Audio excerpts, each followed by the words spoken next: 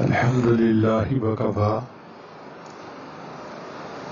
وسلام على عباده الذين اصطفى أما بعد أعوذ بالله من الشيطان الرجيم بسم الله الرحمن الرحيم وابتغ فيما آتاك الله الدار الآخرة ولا تنس نصيبك من الدنيا وأحسن كما أحسن الله إليك ولا تبغ الفساد في الأرض إن الله لا يحب المفسدين سبحان ربك رب العزة عما يصفون وسلام على المرسلين والحمد لله رب العالمين.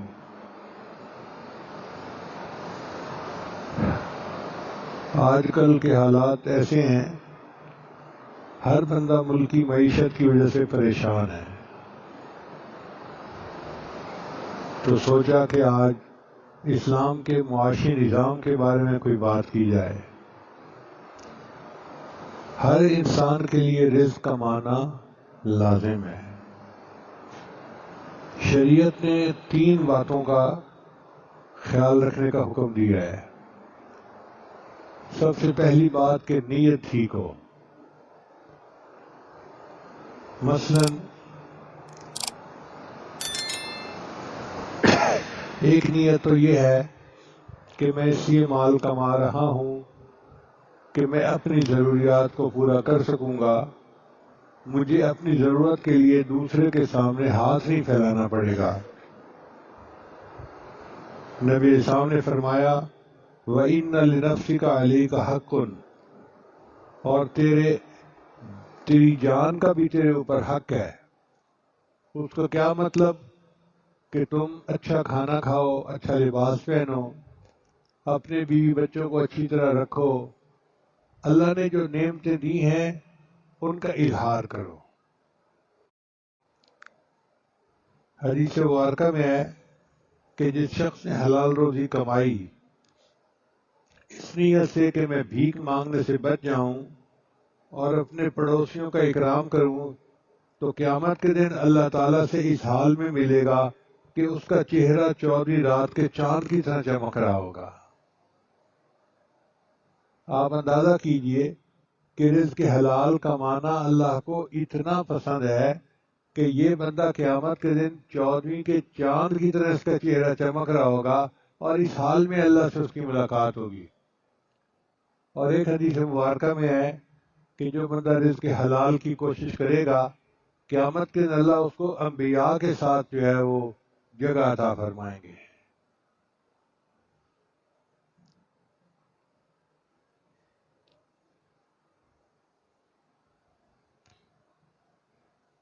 حدیث مبارکہ میں آتا ہے کہ ایک صحابی نبی اسلام کے سامنے سے گزرے تو بہت صحت مند تھے. جیسے ہوتے ہیں نا بعض لوگ، اچھا جسم ہوتا ہے مضبوط، ان کا بھی بہت مضبوط جسم تھا. تو ایک صحابی نے دیکھ کر کہا اے اللہ کے حبیب صلی اللہ علیہ وسلم، اگر یہ بندہ جہاد میں نکلتا تو کتنا اچھا ہوتا. تو نبی اسلام نے فرمایا اگر یہ بندہ اس نیت سے نکلا ہے کہ یہ اپنی ضروریات کو پورا کرے حلال طریقے سے تو یہ اللہ کے راستے میں ہے. اور اگر یہ اس نیت سے نکلا ہے کہ میں اپنے والدین کی خدمت کروں گا رزق کمانے کے بعد تو یہ اللہ کے راستے میں ہے. اور اگر یہ اس نیت سے نکلا ہے کہ میں اپنے بیوی بچوں کے حقوق پورے کروں گا، جو میرے اوپر ذمہ داریاں ہیں، تو یہ اللہ کے راستے میں ہے. اس کا مطلب یہ ہوا کہ جو بندہ رزق کے حلال کی نیت سے گھر سے نکلتا ہے وہ اللہ کے راستے میں ہوتا ہے. آج ہمیں غلط فہمی ہے کہ جو تبلیغی جماعت میں نکلے گا وہ اللہ کے راستے میں جائے گا. نہیں، وہ تو اللہ کے راستے میں ہوگا ہی صحیح.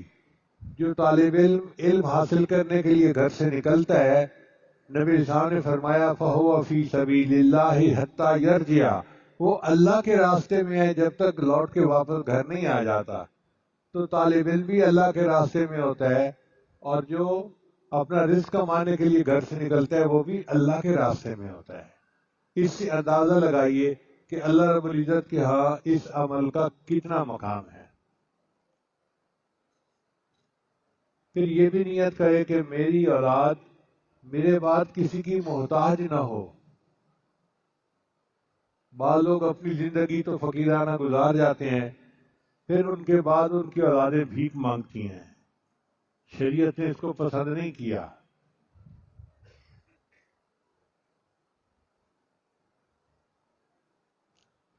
سعد بن ابی وقاص عنہ کہتے ہیں کہ میں نبی اسلام کی خدمت میں حاضر ہوا،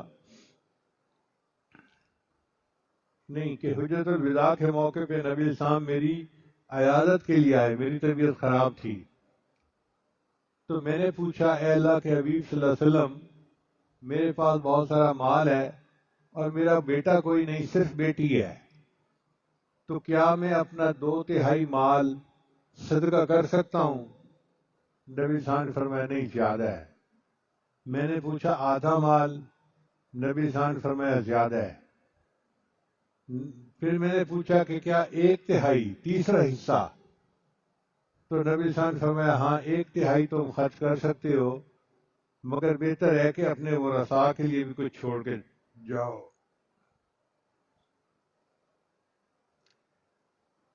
نبی صاحب نے فرمایا اگر آپ اپنے وارثوں کو اس حال میں چھوڑیں کہ وہ مالدار ہوں، یہ بہتر ہے اس سے کہ اس حال میں چھوڑیں کہ وہ تنگ دست ہو کر لوگوں سے مانگتے پھرے ہیں۔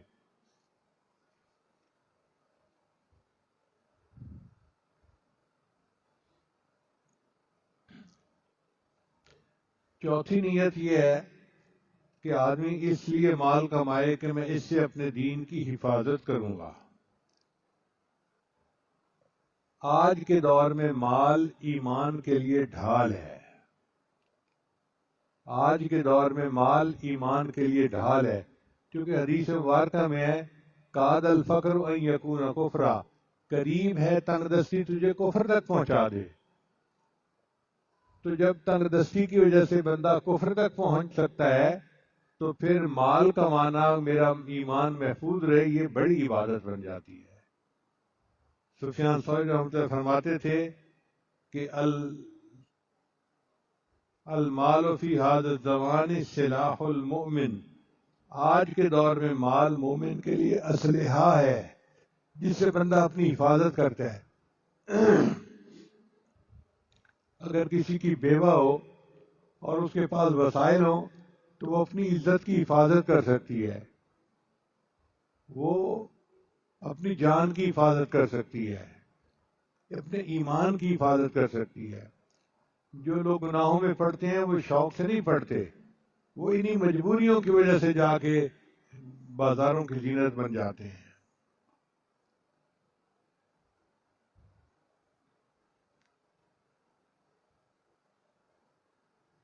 حضرت داؤد علیہ السلام نے فرمایا نعم العون الیسار علی الدین، مالداری دین میں بہترین معاون ہے۔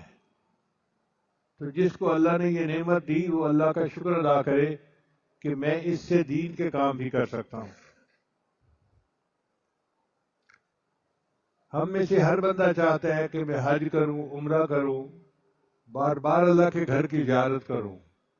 میں نے بہت سارے لوگوں کو تڑپتے ہوئے، آنسو بہاتے ہوئے دیکھا ہے، مگر وسائل نہیں ہوتے۔ تو اگر مال ہوگا تو انسان اس عبادت کو آسانی کے ساتھ کر سکے گا۔ بعض ایسے بھی لوگ ہیں اپنے طیارے ہیں جن کے اگر وہ چاہے تو ہر ہفتے اپنے طیارے پہ جا کے عمرہ کر سکتے ہیں، توفیق نہیں، وہ جاتے ہی زندگی میں عمرہ نہیں کیا ہوتا انہوں نے۔ تو اگر یہ نیت ہو کہ میرے پاس مال ہوگا تو میں یہ عبادت کروں گا تو یہ اللہ کی طرف سے بڑے اجر کا باعث ہوگا۔ چنانچہ ایک غزوہ کے موقع پہ، غزوہ تبوک کے موقع پہ سیدنا عثمان غنی اللہ عنہ نے اونٹوں کا ایک بڑا قافلہ پیش کیا، کئی 100 اونٹ تھے سامان سے لدے ہوئے۔ اب آپ بتائیں ایک اونٹ پہ کتنا سامان آتا ہے، تو سینکڑوں اونٹوں پہ کتنا سامان آتا ہوگا۔ اتنا مال انہوں نے نبی اسلام کی خدمت میں جہاد کے لیے پیش کیا. تو حدیث مبارکہ میں ہے کہ نبی اسلام اتنا خوش ہوئے، آپ نے 7 مرتبہ فرمایا عثمان فی الجنہ، عثمان فی الجنہ. یعنی نبی علیہ السلام کی لسان فیض ترجمان سے 7 مرتبہ یہ خوشخبری ملنا، عثمان جنتی ہے، عثمان جنتی ہے، عثمان جنتی ہے. کتنی قسمت کی بات ہے. تو یہ تو تھا نیت کے بارے میں. دوسرا ہے کمانے میں اعتدال. بعض لوگ رزق کے حلال کے لیے کوشش تو کرتے ہیں، مگر اتنے مصروف ہو جاتے ہیں کہ نماز چھوٹ جاتی ہے. یہ چیز ٹھیک نہیں ہے. بعض لوگوں کو دیکھا کہ وہ اتنے مصروف ہو جاتے ہیں کہ گھر سے کھانا آیا ہوا پڑا ہے، کھانے کی فرصت نہیں ہوتی. اور جی آج گاہک اتنے زیادہ تھے میں کھانا ہی نہیں کھا سکا. نہ وہ کھانا کھاتے ہیں نہ نماز پڑھتے ہیں، بس کام کاروبار میں لگے ہوتے ہیں. یہ بھی ٹھیک نہیں ہے. اعتدال ہونا چاہیے. نبی اسلام نے ارشاد فرمایا طلب و کسب الحلال فریضۃ بعد الفریضہ. رزق کے حلال کو طلب کرنا فرض ہے فرض کے بعد. یعنی نماز روزہ پہلے فرض ہے، اس کے بعد کسب حلال فرض ہے. یہ نہیں کہ جی بیوی بچوں کا پیٹ پالنا بھی تو فرض ہے جی اب نمازیں قضا کرتے پھرو. ایسا نہیں کرنا چاہیے. تو کمانے میں اعتدال ہونا چاہیے.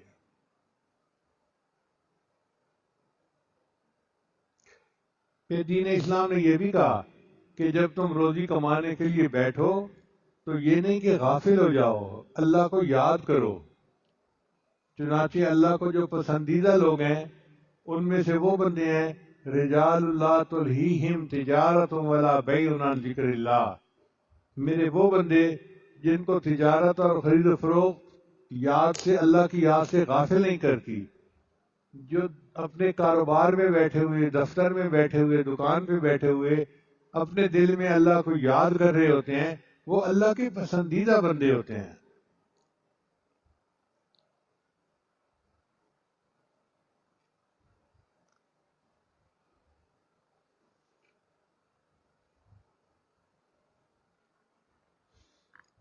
حضرت ابو طلحہ انصاری رضی اللہ عنہ ایک صحابی تھے. اپنے کھجوروں کے باغ میں نماز پڑھ رہے تھے اور کھجوریں بہت قریب قریب لگی ہوئی تھیں، بہت گھنی تھیں. ایک پرندہ کہیں سے آ گیا اور اس کو اس میں سے نکلنے کا راستہ نہیں ملتا تھا.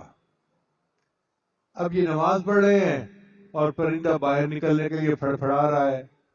تو نماز کے اندر تھوڑی ڈسٹرکشن آ گئی، توجہ بٹ گئی.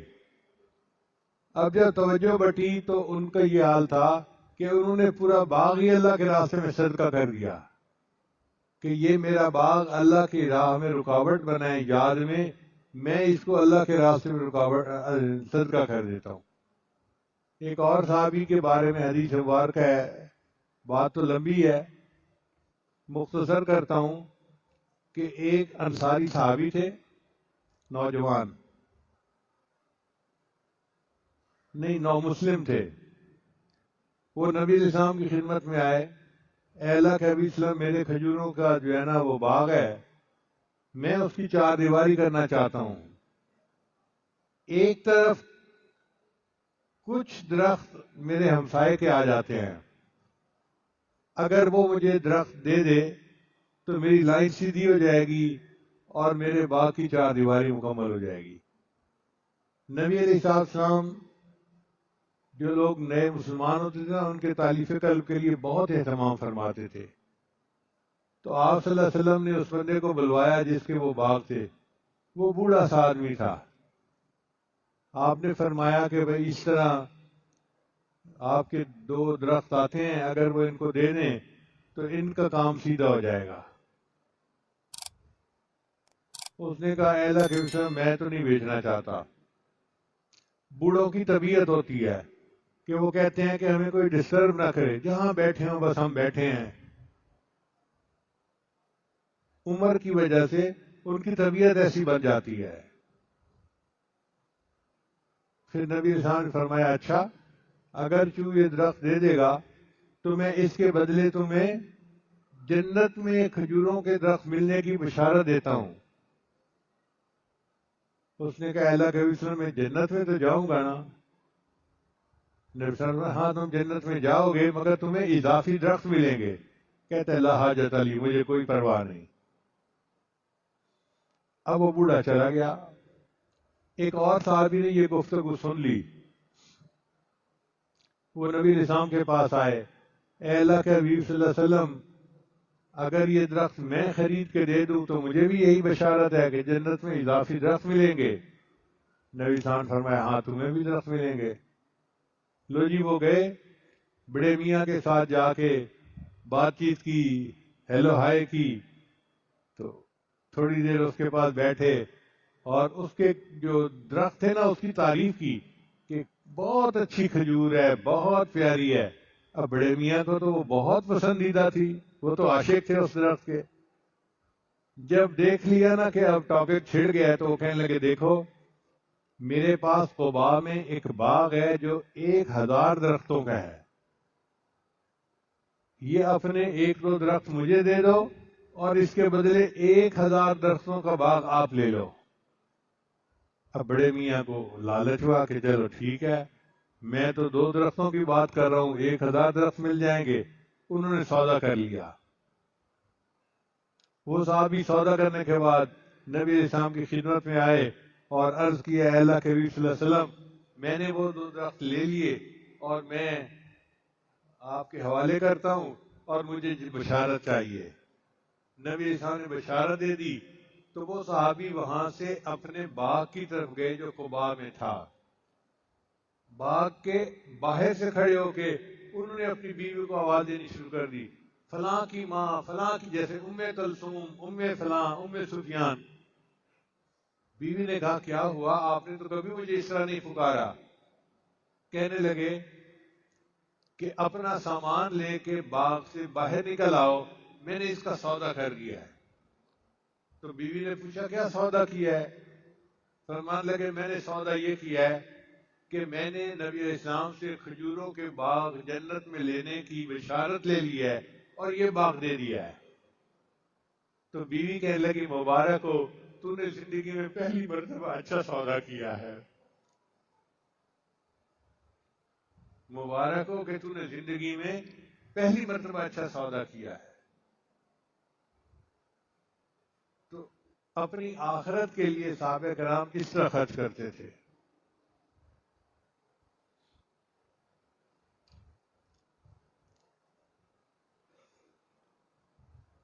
بعض لوگ اپنے رزق میں لگ کر حقوق العباد کو ضائع کر دیتے ہیں.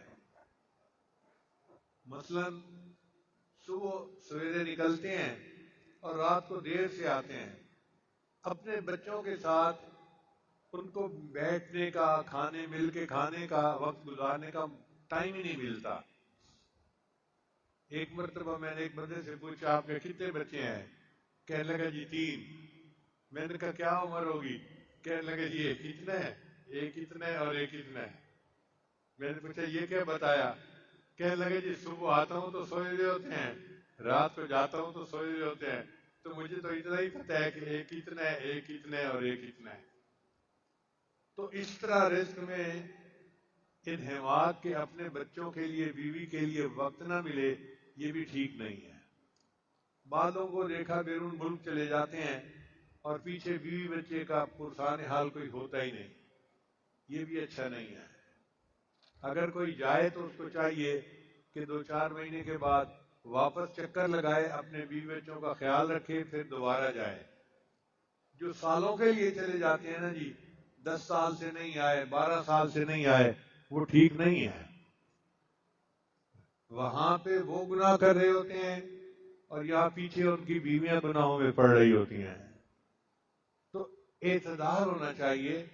اتنا وقت نہ لگائے, بچے اپنے بیوی کو بھی وقت دے. بیوی کو صرف روٹی, کپڑا, مکان نہیں چاہیے, خامد کی ساتھ بھی چاہیے, خامد کی صحبت بھی چاہیے. خامد اس کے ساتھ بیٹھے, بات چیت کرے, بچوں کی تربیت کے بارے میں, گھر کے بارے میں, تو تب بیوی کے دل کو تسلی ہوتی ہے. تو جو لوگ اتنے مصروف ہو جاتے ہیں کہ بیوی سے بات کرنے کی فرصت نہیں، تو یہ بھی اعتدال سے باہر کی بات ہے۔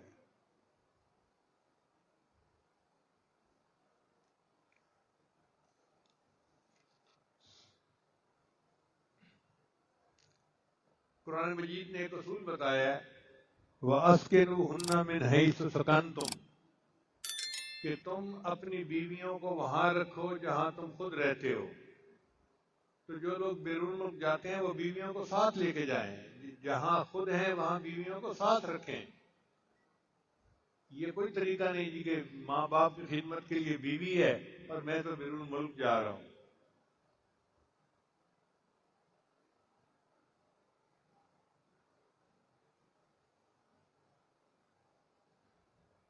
کئی مرتبہ ماں باپ بوڑھے ہوتے ہیں اور وہ چاہتے ہیں کہ نوجوان بچہ ہمارے پاس رہے، ان کو ضرورت بھی ہوتی ہے، مگر بیرون ملک گئے ہوئے لوگ ماں باپ کی خدمت ہی نہیں کر سکتے۔ تو یہ بھی اعتدال سے ہٹ کر بات ہے۔ پھر اللہ تعالیٰ نے بندے کے اوپر صلہ رحمی رکھی ہے۔ صلہ رحمی کہتے ہیں رشتہ داروں کے ساتھ اچھا سلوک رکھنا، خوشی غمی میں شریک ہونا۔ بعض لوگ اتنے مصروف کہ رشتہ داروں کی خوشی غمی میں شریک نہیں ہو سکتے۔ ایک ڈاکٹر صاحب کہنے لگے، اور جی میں تو اتنا مصروف ہوتا ہوں پیشنٹس میں کہ مجھے تو ٹائم ہی نہیں ملتا رشتہ داروں کے لیے۔ کیا فائدہ ہے اس مال کا کہ انسان رشتہ داری جو ہے اس کا خیال ہی نہ رکھ سکے۔ حدیث مبارکہ میں ہے، جو بندہ رشتہ داری کا خیال رکھے گا اللہ تعالیٰ قیامت دن اس کی بخشش فرما دیں گے۔ پھر اعتدال کا یہ کہ جو کمائے حلال کمائے، حرام میں نہ جائے۔ بعض لوگ مال پیسے کی عوض میں حرام کماتے ہیں، ملاوٹ کر دی چیزوں میں، جھوٹ بول دیا کمانے کے لیے۔ ایسا نہیں کرنا چاہیے۔ حلال کمائیں گے تو اس کا اچھا نتیجہ نکلے گا۔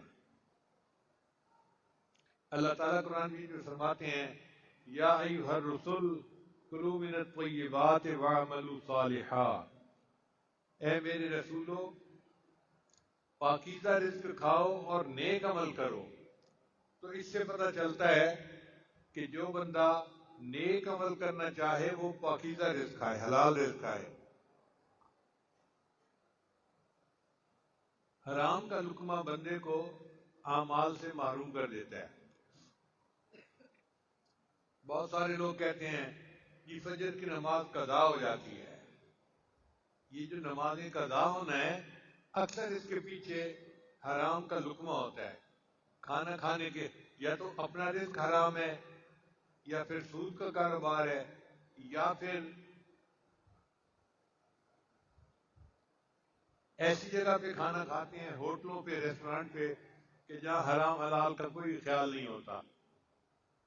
جو بندہ حلال رزق کھائے گا اس کو اللہ تعالیٰ نیک اعمال کی توفیق بھی دیں گے، وہ آرام سے نمازیں بھی پڑھے گا، نیکی بھی کرے گا اور سکون کی زندگی گزارے گا۔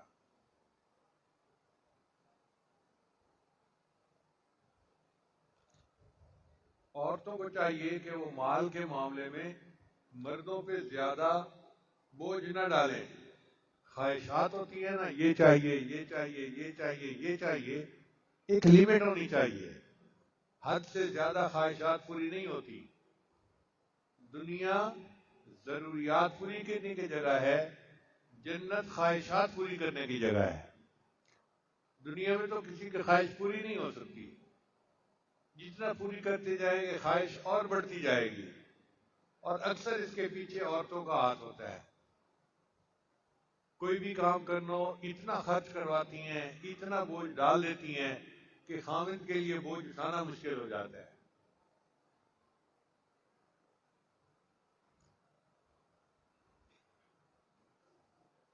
ایک مرتبہ نبی علیہ السلام کے ہاں ایک بکری تھی جس کو ذبح کیا گیا،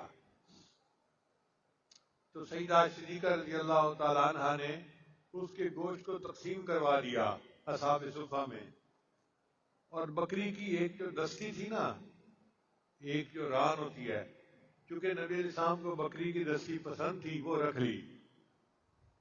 جب نبی علیہ السلام تشریف لائے تو آپ نے پوچھا عائشہ بکری کا کیا بنا؟ اے اللہ کے حبیب صلی اللہ علیہ وسلم نے سارا کچھ تقسیم کر دیا، ایک دستی رکھ لی۔ تو نبی علیہ السلام نے فرمایا اس دستی کے علاوہ باقی سارا گوشت جنت کا ذخیرہ بن گیا۔ تو انسان کے لیے وہی کچھ ہے جو وہ کھا لیتا ہے، پی لیتا ہے، باقی تو ورثاء کا مال ہوتا ہے۔ اس لیے بعض لوگ مالدار ہوتے ہیں اور بعض لوگ مال کے چوکیدار ہوتے ہیں۔ مالدار تو وہ ہیں کہ جو اللہ کے دیے ہوئے مال کو اللہ کے راستے میں خرچ کرتے ہیں، وہ مالدار ہوتے ہیں۔ ان کا مال یہاں بھی ہے اور ان کا مال آخرت میں بھی ہے۔ کتابوں میں واقعہ لکھا ہے کہ ایک نوجوان آیا کسی بزرگ کے پاس، حضرت مجھے موت سے بہت ڈر لگتا ہے، بہت ڈر لگتا ہے، میں نام سنتا ہوں تو کانپنے لگ جاتا ہوں۔ انہوں نے فرمایا بھئی تیرے پاس کچھ مال ہے؟ حضرت مال تو ہے میرے پاس۔ انہوں نے فرمایا اچھا اپنے مال کو اللہ کے راستے میں صدقہ کیا کرو۔ اس نوجوان نے حیثیت کے حساب سے اپنے مال کو صدقہ کرنا شروع کر دیا۔ پھر کچھ دنوں کے بعد ملاقات ہوئی تو انہوں نے پوچھا بھئی سناؤ؟ کہنے لگا حضرت عجیب بات ہے، موت سے ڈر تو ختم ہو گیا، اب تو مرنے کو دل چاہتا ہے، اس کی کیا وجہ ہے؟ حضرت نے فرمایا دیکھو انسان کا دل وہاں لگتا ہے جہاں اس کا مال ہوتا ہے، کیونکہ تم نے اللہ کے راستے میں خرچ کیا اور آگے مال پہنچا دیا، اب تمہارا خود بھی مرنے کو دل چاہتا ہے کہ میں اپنے مال کے پاس پہنچ جاؤں۔ تو ہم اللہ کے راستے میں خرچ کریں گے تو اللہ تعالی ہمیں آخرت کی آسانیاں فرما دیں گے۔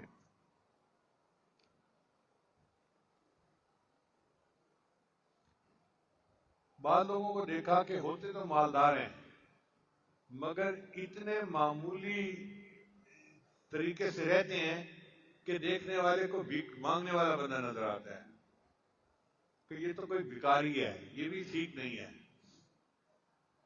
نبی اسلام نے فرمایا ان اللہ یحب ان یرا اثر نعمتہ علی عبدہ، اللہ تعالیٰ جب کسی بندے کو نعمت دیتے ہیں تو اس کا اثر اپنی آنکھوں سے دیکھنا پسند کرتے ہیں۔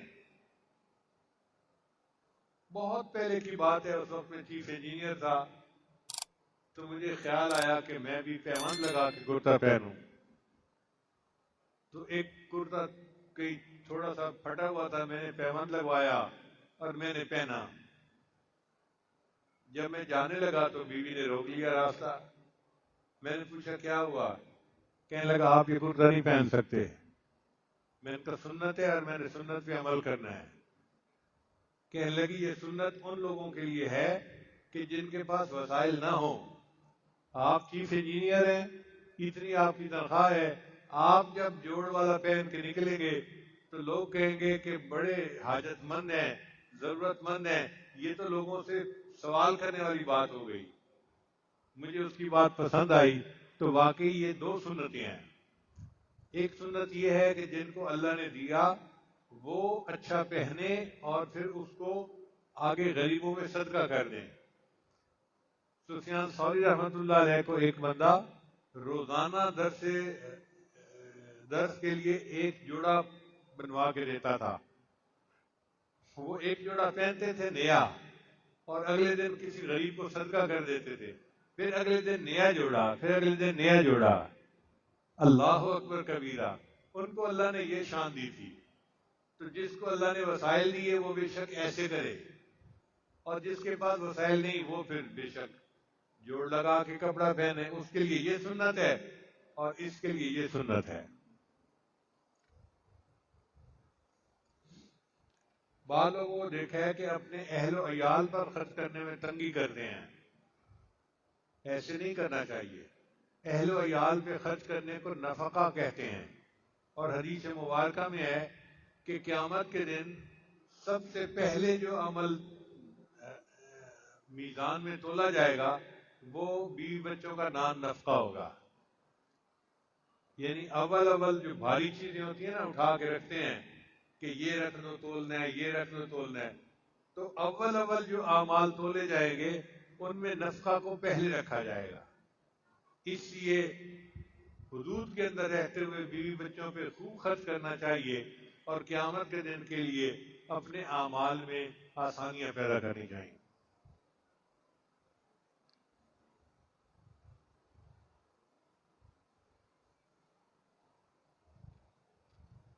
نبی اسلام نے فرمایا جو بندہ خود کھاتا ہے وہ صدقہ ہوتا ہے، جو اپنے بیوی بچوں کو کھلاتا ہے وہ صدقہ ہوتا ہے، جو اپنے نوکروں کو کھلاتا ہے وہ بھی اس کے لیے صدقہ ہوتا ہے۔ اب دیکھو شریعت کتنی خوبصورت ہے کہ انسان اپنے گھر کے افراد کو کھلا پلا رہا ہے اور اس کو صدقہ کرنے کا ثواب مل رہا ہے۔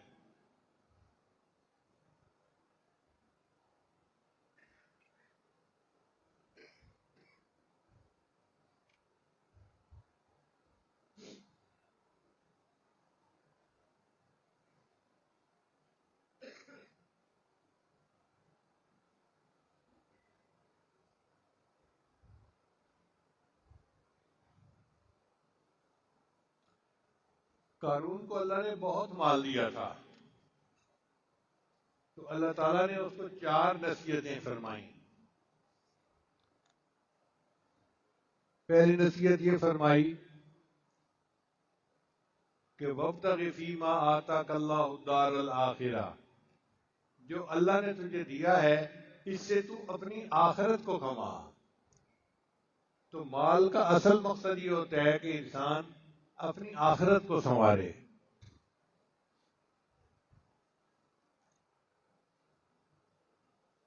کسی کی بیٹی کی شادی میں اس کی مدد کر دینا آخرت سنوارنا ہے، کسی مقروض کا قرضہ ادا کر دینا آخرت سنوارنا ہے، کسی بھوکے اور پیاسے کو کھانا کھلا دینا، پانی پلا دینا، یہ آخرت کے لیے جو ہے اس کے لیے کامیابی ہے۔ تو انسان اپنے مال کو آخرت کے سنوارنے میں استعمال کرے۔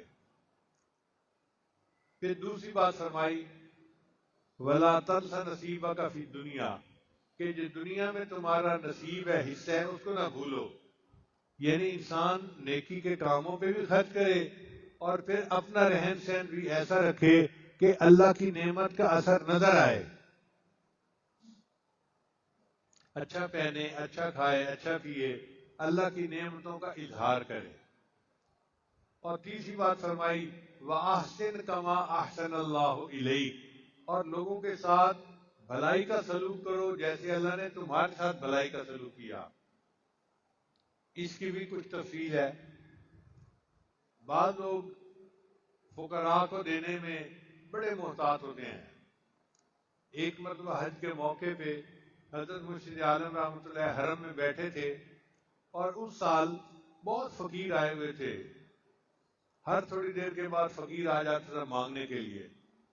تو یو کے کا ایک بندہ آیا، کہنے لگا حضرت فقیروں کی تو بھرمار ہوئی پڑی ہے، ہر 2 منٹ کے بعد آ جاتا ہے، سمجھ نہیں آتی کس کو دیں اور کس کو نہ دیں۔ پھر وہ کہنے لگا کہ علماء نے یہ بھی لکھا ہے کہ اگر کسی بندے کو پیسہ دے دیا جائے تو اس کی تو عادت بگڑ جائے گی، وہ تو بھکاری بن جائے گا، اس لیے پیسہ نہیں دینا چاہیے، محتاط رہنا چاہیے۔ حضرت خاموشی سے اس کی ساری بات سنتے رہے۔ پھر آخر پہ حضرت نے فرمایا کہ یہ بتاؤ کہ تم کہتے ہو کہ جو ڈیزرو کرے صرف اسی کو دینا ہے، دوسرے کو نہیں دینا۔ اس نے کہا میں یہی کہہ رہا ہوں۔ حضرت نے فرمایا یہ بتاؤ کیا اللہ نے جو تمہیں دیا ہے تم ڈیزرو کرتے ہو؟ کہنے لگا جی میں تو نہیں کرتا۔ کہنے لگے جب تم ڈیزرو نہیں کرتے اور پھر اللہ نے تمہیں دیا ہے تو تم بھی اللہ کے خلق پہ عمل کرو اور دے دو۔ ڈیزرو کرتا ہے یا نہیں کرتا، تم تو اللہ کے لیے دے رہے ہو نا۔ پھر اس کے بعد حضرت نے ایک اور عجیب بات فرمانے لگے کہ مجھ سے تو کوئی بھی مانگتا ہے نا میں دے دیتا ہوں، حتیٰ کہ کوئی گھوڑے پہ سوار ہو کے آئے اور مجھ سے مانگے تو میں اس کو بھی دے دوں گا۔ تو ہم نے پوچھا حضرت اس کی کیا وجہ ہے؟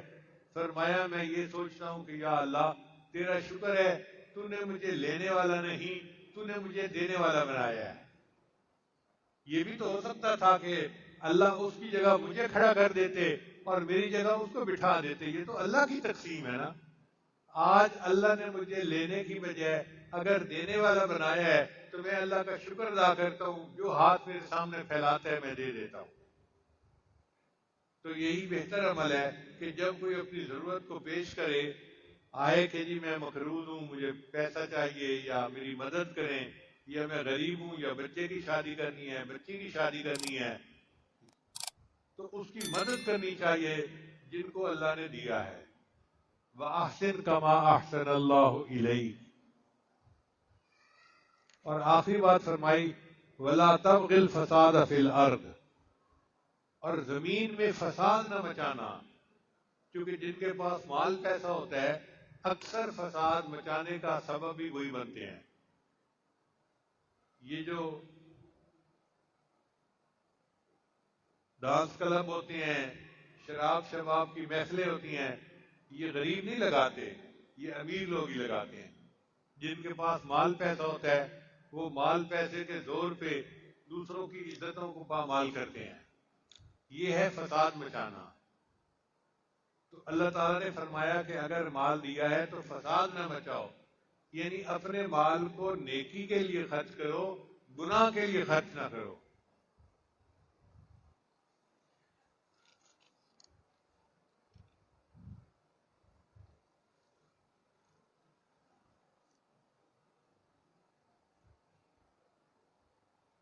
دعا ہے کہ اللہ تعالیٰ ہمیں رزق حلال عطا فرمائے اور اس کو دین کے لیے خرچ کرنے کی توفیق عطا فرمائے، اور ہماری آخرت کو اللہ سنوار دے اور ہم سے راضی ہو جائے.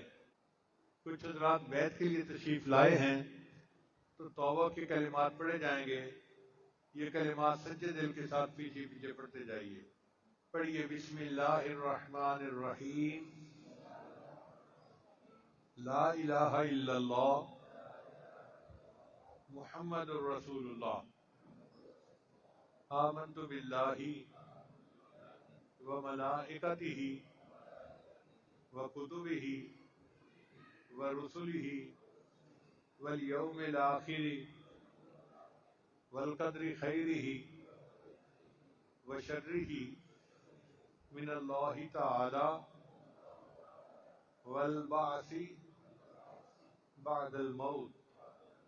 آمنت باللہ کما ہوا باسمائہ وصفاتہ وقبلت جمیع احکامہ اقرار باللسان وتصدیق بالقلب. اشہد ان لا الہ الا اللہ واشہد ان محمدا عبدہ ورسولہ. استغفر اللہ ربی من کل ذنب واتوب الیہ برحمتک یا ارحم الراحمین. ان کلمات کو پڑھنے سے بیت ہو چکے ہیں. چند معمولات ہیں جن کو باقاعدگی سے کریں گے تو اللہ تعالیٰ دل کو منور کریں گے. پہلا عمل ہے 100 مرتبہ استغفار صبح شام پڑھنا. دوسرا عمل ہے 100 مرتبہ درود شریف صبح شام پڑھنا. تیسرا عمل ہے قرآن مجید کی تلاوت روزانہ کرنا. چوتھا عمل ہے چلتے پھرتے ہر وقت دل میں اللہ کو یاد کرنا. اور پانچواں عمل ہے مراقبہ کرنا. مراقبہ تمام معمولات کا لب لباب اور نچوڑ ہے. طریقہ بہت آسان ہے. جب نماز پڑھ کے فارغ ہوں تو تھوڑی دیر کے لیے اللہ سے لو لگا کے بیٹھیں کہ اللہ کی رحمت آ رہی ہے، دل میں سما رہی ہے، دل کی ظلمت اور سیاہی دور ہو رہی ہے، اور میرا دل اللہ اللہ اللہ کہہ رہا ہے. انشاءاللہ 15-20 منٹ صبح شام مراقبہ کریں گے، دل میں اللہ کی محبت بڑھے گی اور آپ اس کی لذت کو خود محسوس کریں گے. دعا ہے اللہ سب کو اپنے مقبول بندوں اور بندیوں میں شامل فرمائے.